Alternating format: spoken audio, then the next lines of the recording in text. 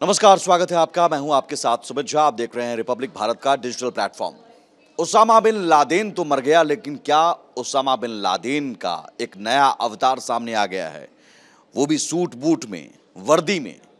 जी हां, मुल्ला मुनीर, जो कि पाकिस्तान का फेल्ड फील्ड मार्शल है। असीम मुनीर ने हाल ही में गिदड़ भभकी दी अमेरिका की धरती से। फ्लोरिडा के टैंपा हवाई अड्डे के पास एक बैठक में मुनीर ने कहा कि हम 10 मिसाइलों से हमला करेंगे अगर सिंधु पर भारत ने बांध बनाया तो। अगर सिंधु का पानी रोका गया तो हम 10 मिसाइलों से हमला करेंगे। हमारे पास परमाणु हथियार हैं और अगर हम डूबें तो आधी दुनिया को ले डूबेंगे। इस तरह की धमकी के बाद अब एक बयान आया है पेंटागन के पूर्व अधिकारी माइकल रूबिन का, और माइकल रूबिन ने तुलना कर दी है सीधे सीधे ओसामा बिन लादेन से मुल्ला मुनीर की। सीधे सीधे माइकल रूबिन ने कहा कि ये ओसामा बिन लादेन की तरह बात करता है और ये सूट बूट में लादेन है। फर्क यही है कि सूट बूट में है, लादेन की जैसी भाषा है इसकी, और इसे तुरंत बैन कर देना चाहिए। बहुत कड़े शब्दों में कहा कि इस बैठक में मौजूद अमेरिका के सैन्य अधिकारियों ने आखिर क्यों नहीं विरोध जताया इस तरह की धमकी पर, इस तरह की भाषा पर। जरूर पेंटागन के पूर्व अधिकारी माइकल रूबिन ने जो सच्चाई बताई है, उस सच्चाई से पूरी दुनिया वाकिफ है। लेकिन सवाल है कि डोनाल्ड ट्रंप प्रशासन और डोनाल्ड ट्रंप आंख मूंदे क्यों बैठे हैं। असीम मुनीर के बारे में सब कोई जानता है कितना कट्टरपंथी है, और मुल्ला मुनीर आखिर क्यों कहा जाता है, क्योंकि पहले भी पहलगाम अटैक के बाद जिस तरह से भाषण दिया था, मुल्ला मुनीर ने कहा था कि टू नेशन थ्योरी है, हम उनसे अलग हैं और इसलिए पाकिस्तान अलग देश बना। पहले भी धमकी भरी भाषा का इस्तेमाल कर चुका है, लेकिन इस बार फर्क यह है कि यूएस की धरती से इस तरह की भाषा का इस्तेमाल किया गया। आपको हम बताते हैं कि क्या कहा माइकल रूबिन ने, पेंटागन के पूर्व अधिकारी ने, जो गिदड़ भभकी दी, परमाणु धमकी दी, परमाणु हमले की धमकी दी, और यहां तक कहा कि हम आधी दुनिया को ले डूबेंगे। इस पर माइकल रूबिन ने कहा कि यह बयान पूरी तरह से अस्वीकार है और सेना प्रमुख की बयानबाजी की तुलना आईएसआईएस और ओसामा बिन लादेन से कर दी, और कहा कि ये सूट बूट वाले लादेन हैं। पाकिस्तान कई लोगों के मन में सवाल उठा रहा है कि क्या वो एक राष्ट्र, एक देश होने की जिम्मेदारियां निभा सकता है, और इस्लामिक स्टेट से जो सुनी गई बातें थी वो याद दिलाती हैं मुल्ला मुनीर की ये भाषा, मुल्ला मुनीर की ये बातें।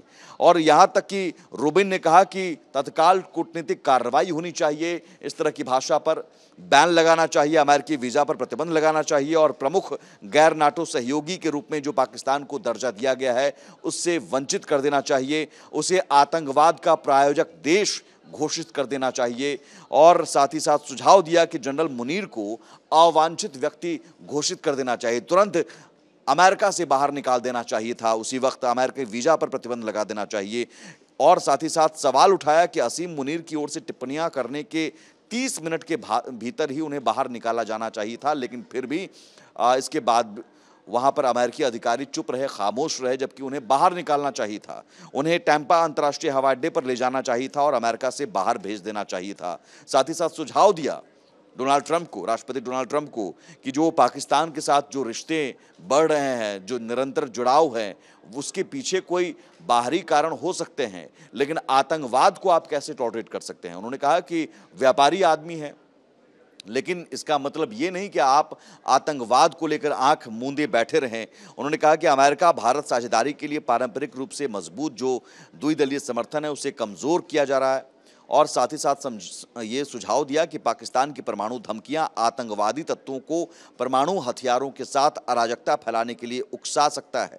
रूबिन ने क्षेत्रीय अस्थिरता की एक व्यापक तस्वीर पेश की, और साथ ही साथ उन्होंने कहा कि अमेरिकी आतंकवाद को शिकायत के चश्मे से देखते हैं, वे कई आतंकवादियों के वैचारिक आधार को नहीं समझते, डोनाल्ड ट्रंप को लेकर कहा।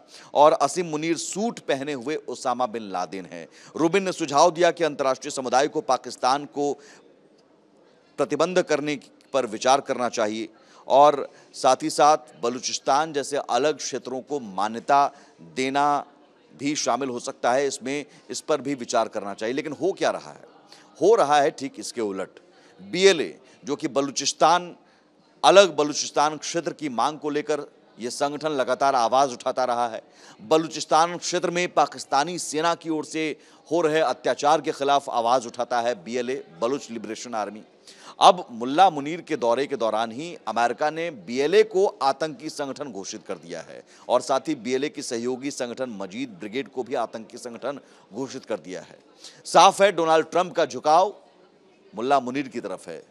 क्या ये सिर्फ नोबेल प्राइज लेने के लिए? क्योंकि आसिम मुनीर को इससे पहले लंच पर बुलाया गया था। पहली बार ऐसा हुआ कि पाकिस्तान के राष्ट्र प्रमुख के साथ अमेरिका के राष्ट्रपति ने लंच किया और लंच पर बुलाकर ऐसी क्या बात हुई कि डोनाल्ड ट्रंप अब मुल्ला मुनीर जो कह रहा है उसकी बात माने जा रहे हैं।